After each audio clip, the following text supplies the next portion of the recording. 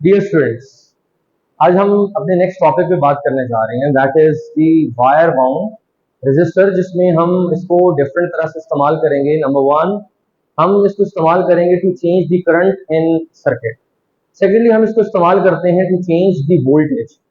तो जब कभी हमें रिक्वायरमेंट हो कि हम करंट को चेंज कर लें, तो इसको सर्किट में कनेक्ट करने की स्पेसिफिक अरेंजमेंट है, और उस अरेंजमेंट के होते हुए इसका नाम रखा जाता है रियोस्टैट।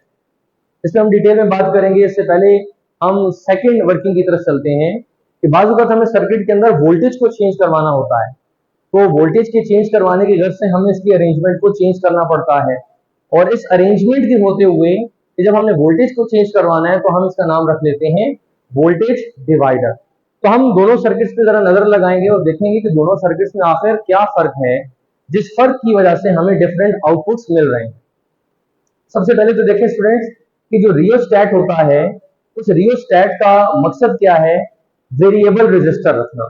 हम चाहते हैं कि इससे हम रेजिस्टेंस को चेंज करें, तो जब रेजिस्टेंस को चेंज करेंगे तो करंट चेंज होगा, और जब करंट चेंज होगा तो इस वायर बाउंड को हम कहा करेंगे रियोस्टैट। अब इसकी अरेंजमेंट कैसे करनी है, आपके सामने सर्किट मौजूद है। हम जानते हैं कि वायर बाउंड रेजिस्टर के तीन टर्मिनल्स हैं। तीन टर्मिनल्स में से दो टर्मिनल फिक्स होते हैं और एक टर्मिनल मूवेबल होता है, जिसे हम टर्मिनल सी भी कहते हैं।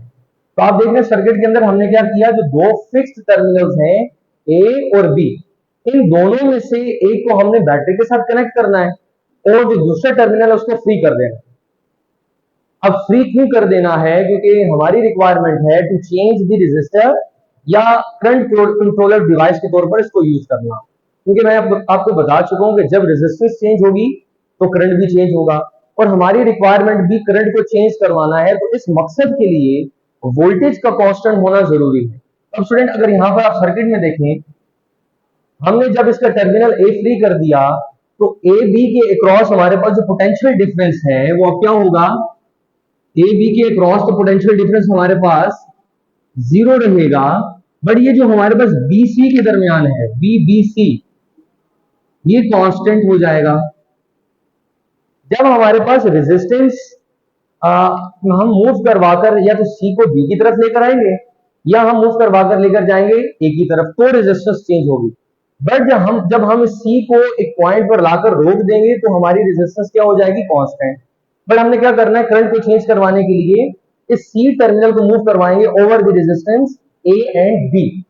अब जब मैं इस पॉइंट सी पर इस टर्मिनल को लेकर आया तो मुझे दिख रहा है कि यहाँ पर जो वोल्टेज है, जो पोटेंशियल डिफरेंस है, वी बी सी कांस्टेंट हो चुका है। इस सूरत हाल में, इस सिचुएशन में हमारे पास एक रिलेशन अप्लाई हो रहा है, that is V equals to I R. Ohm's law से हम सब वाकिफ हैं, और इस रिलेशन में क्योंकि हमें दिख रहा है कि वोल्टेज कांस्टेंट है, तो रिलेशन में करंट और रेजिस्टेंस पाए जाएंगे।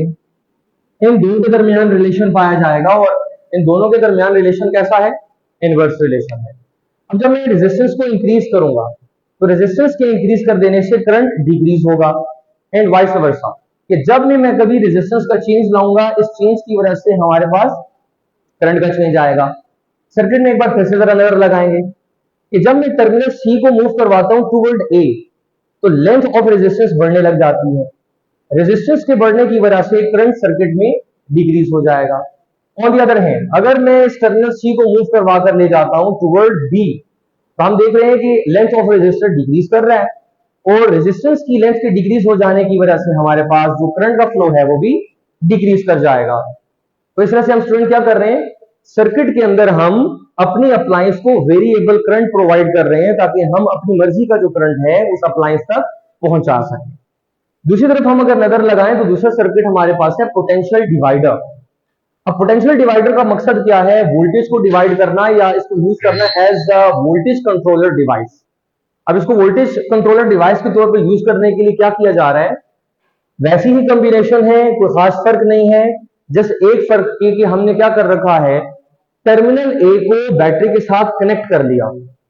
अब स्टूडेंट यहां पर नजर लगाएंगे कि जब हम ए और बी दोनों को बैटरी के साथ फिक्स कर लेंगे तो हमारे पास यहां पर एक पोटेंशियल डिफरेंस क्रिएट हो जाएगा।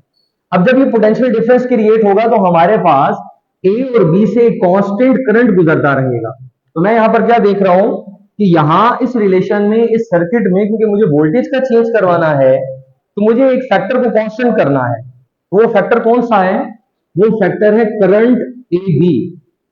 अगर मैं करंट को कांस्टेंट कर दूं तो मुझे ओहम्स लॉ के मुताबिक एक नया रिलेशन मिलता है, जैसे कि हम जानते हैं V equal to I R. अगर करंट कांस्टेंट कर दिया जाए तो रिलेशन आता है V डायरेक्टली टू R। अब इसका क्या मतलब है? That V is the voltage drop and that is the resistance और सर्किट जो कि हम यहां पर यूज कर रहे हैं। सिमिलरली जब मैं इस टर्मिनल C को मूव करवाऊंगा टुवर्ड A तो लेंथ ऑफ रेजिस्टेंस बढ़ेगी। रेजिस्टेंस की लेंथ बढ़ने की वजह से अब हमारे पास जो वोल्टेज का ड्रॉप है वो भी बढ़ेगा। इसका मतलब ये हुआ कि जब मैं टर्मिनल C को मूव करवाऊंगा A और B पे, करंट तो कांस्टेंट रहेगा। क्यों कांस्टेंट रहेगा बच्चों? जरा यहां पर नजर लगाएं कि इस टर्मिनल C की वजह से हम पूरी रेजिस्टेंस को दो हिस्सों में डिवाइड कर रहे हैं, जैसा कि यहां आपको एक डायग्राम में दिखा रहा हूं। तो हमें नजर ये आ रहा है कि जब मैं टर्मिनल C को मूव करवाता हूं over the resistance A and B, तो मैं इस बेसिकली रेजिस्टेंस को दो हिस्सों में डिवाइड कर रहा हूं। तो दो हिस्सों में डिवाइड होने का मतलब ये जो दो रेजिस्टेंस अब बनेंगी सीरीज कॉम्बिनेशन में होंगी। तो सीरीज कॉम्बिनेशन में करंट हमेशा कांस्टेंट रहता है।